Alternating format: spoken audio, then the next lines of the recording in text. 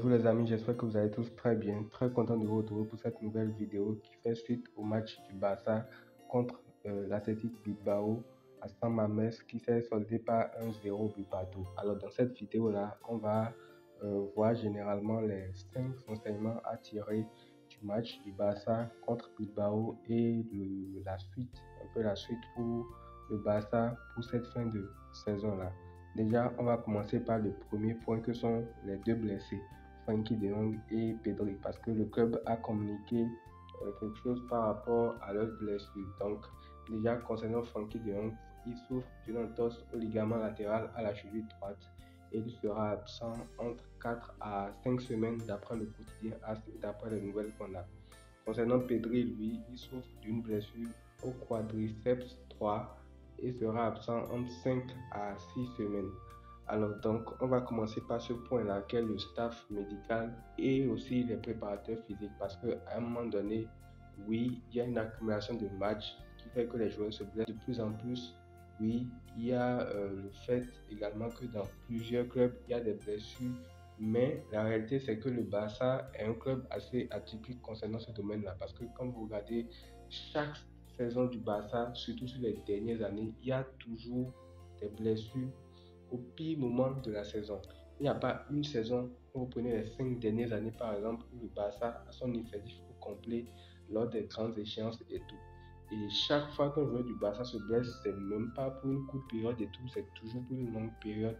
Et puis ça plombe beaucoup l'équipe.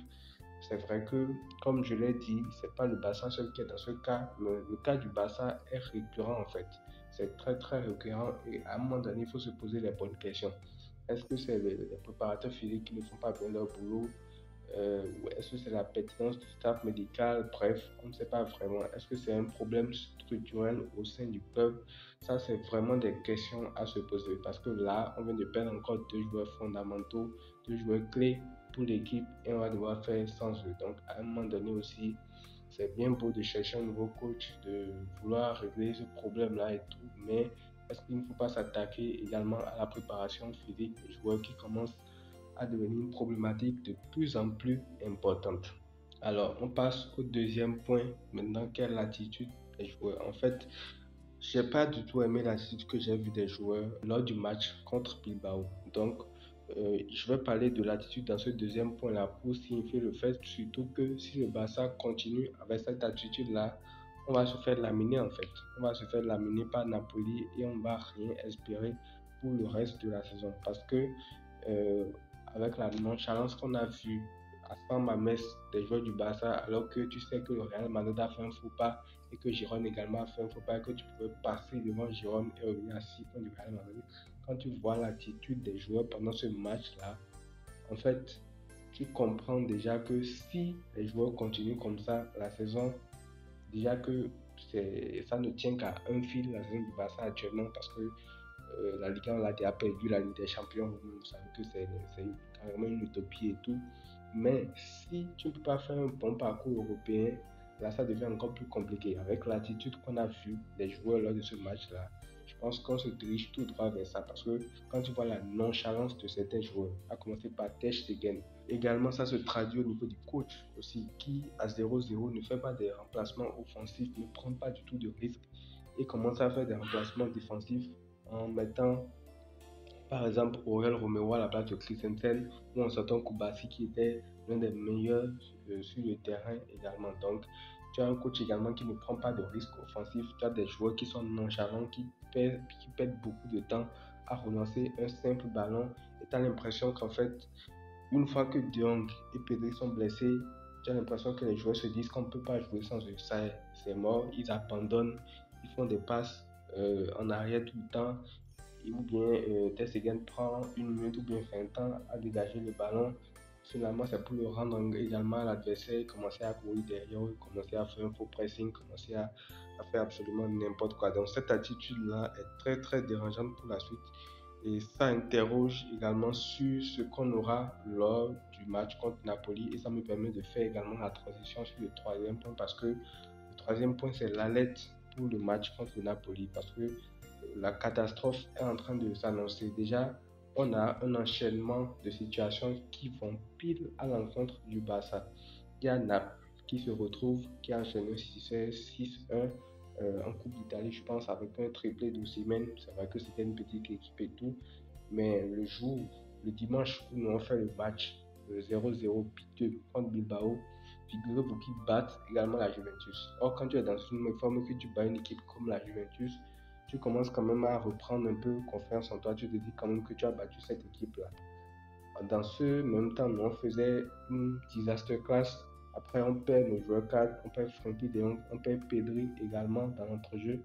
Et quand vous ajoutez à cela le fait que le Barça n'est pas serein à domicile, vous avez le combo parfait qui va à l'encontre du Barça. Parce que en Liga, les 3 matchs de Liga perdus par le Barça, c'est à domicile au Montjuic.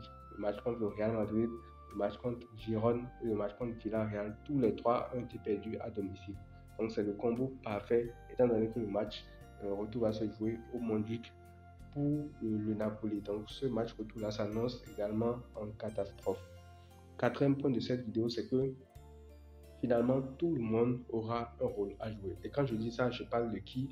Je parle des blessés qui vont venir, et je parle de ceux qui étaient au banc avant, qui ne jouaient pas beaucoup, et je parle surtout des jeunes du Barça. Parce que si tu perds ce que tu as perdu, du moins Pedri et De Jong aujourd'hui, tout le monde devrait être concerné, tout le monde doit apporter sa pierre à l'édifice pour permettre à ce Barça de finir décemment sa saison.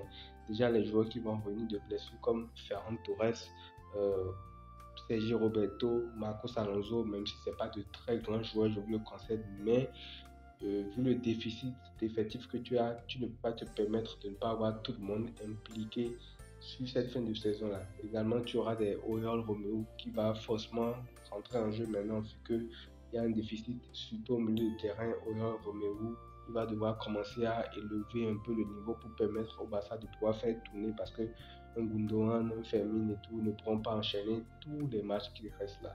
Également Victor Roque, pour qui je suis très content, qui pourra également avoir son mot à dire sur cette fin de saison du Barça, vu qu'il a joué que très peu de minutes depuis un certain moment. Je pense qu'avec toutes les absences qu'on a, lui aussi, il aura son rôle à jouer.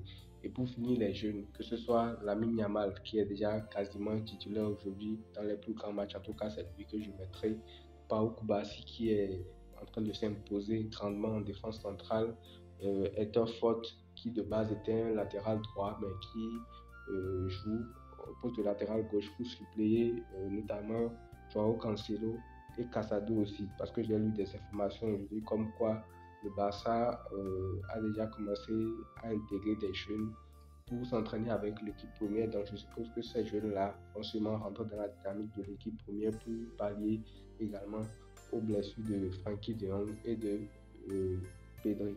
Alors voilà à peu près ce à quoi le 11 du Barça devrait ressembler avec les absences de Pedri et de Frenkie de Jong. Ce 11-là, il faut noter que ce n'est pas un 11 qui est statique, c'est un 11 qui va bouger. Il y aura des remplaçants par-ci, par-là. Alors déjà, on commence par le goal. Ter Stegen, ça ne change pas.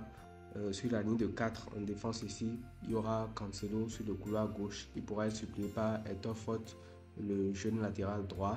Inigo Martinez ici dans ce poste de défense centrale qui pourra être remplacé par Pau Kubasi et par Christensen également, qui pourra peut-être rejouer en défense centrale si Romeo joue à ce poste numéro 6 là à côté de Gundogan ici. À côté, en continuant avec la défense, Araujo dans l'axe et Koundé également. Il y aura beaucoup de rotation vu qu'il y a encore pas mal de matchs à jouer. Alors au milieu de terrain, pour les grands rendez-vous, j'aimerais voir ce milieu de terrain là avec Christensen dans son rôle de casseur, d'annihilateur d'occasion, avec Gundogan à côté de lui pour relancer les ballons. Vu que Pedri et De Jong ne sont plus là, De Jong lui assurait parfaitement ce rôle là pour pouvoir libérer Gundogan un peu plus haut, pour lui permettre de se créer des occasions et d'être un peu plus proche des attaquants ici. Mais vu que De Jong n'est plus là, c'est Gundogan qui va devoir assurer les relances, un peu comme il a fait contre l'Atlético Bilbao hier. Donc on va perdre un peu de sa qualité offensive. C'est lui qui est le seul, le plus à même de pouvoir relancer les ballons aujourd'hui au Barça. Donc des fois, Christensen, comme il a dit, peut jouer en défense centrale et Oriol Romeo aura un rôle à jouer ici. Alors, devant eux, devant ce deux pivot-là, il y aura Fermin Lopez dans ce rôle de numéro 10 derrière les attaquants et tout, que Sergio Roberto peut également occuper. Il a notamment marqué un doublé contre Ameria quand il avait joué un peu à cette position-là. Donc, en attaque, Joao Félix, Robert Lewandowski et Lamine Yamal. Et en attaque, on aura comme remplaçant Victor Roque qui peut jouer dans l'axe et qui peut également jouer sur un côté un peu proche de l'attaquant Robert Lewandowski combiné avec lui et tout. Il y a Ferran Torres qui peut jouer à droite comme à gauche, qui peut jouer aussi parfois dans l'axe et tout. Et voilà, il y aura beaucoup d'autres personnes qui peuvent également contribuer. Comme je l'ai dit, Sergio Roberto, Ferran Torres, Marcos Alonso, c'est vrai que ce ne sont pas des noms qui font rêver, ce ne sont pas les meilleurs joueurs du monde, mais vu qu'on a des blessés, on a un déficit un peu partout, chaque joueur va peser sur cette équipe-là et chaque personne doit forcément se mettre au niveau pour ne pas pénaliser toute l'équipe. Donc voilà un peu un 11 que le Barça pourrait avoir sans Pedri et Frenkie de Jong. Comme je l'ai dit, c'est un 11 qui va beaucoup bouger en fonction des situations, en fonction de qui on veut faire reposer et surtout en fonction également des adversaires qu'on aura à affronter. Voilà, c'est tout pour cette vidéo-là. On se retrouve pour le débrief du match qui va opposer le Barça à Mallorca vendredi soir. Prenez tout soin de vous et à très vite.